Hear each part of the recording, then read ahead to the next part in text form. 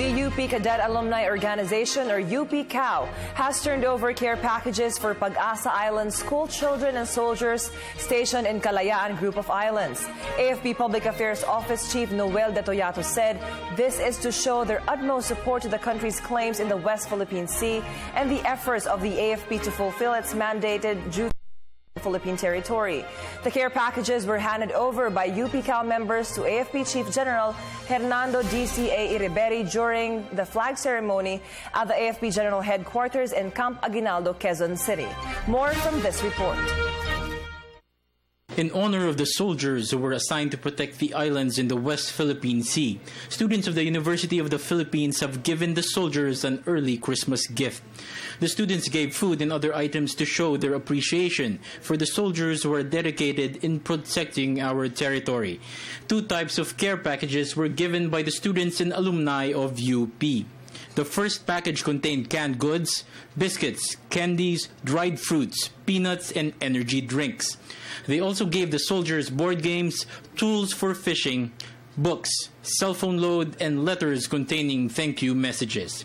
The second care package is for the residents of Pag-asa Island that includes school supplies such as pencils, books, and food.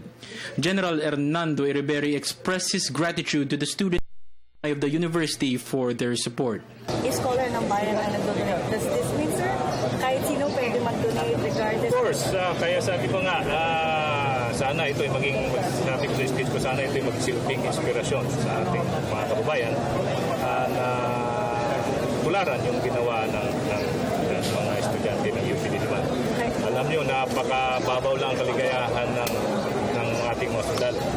At tap on their shoulder is already ay napalaking bagay na sa kanila.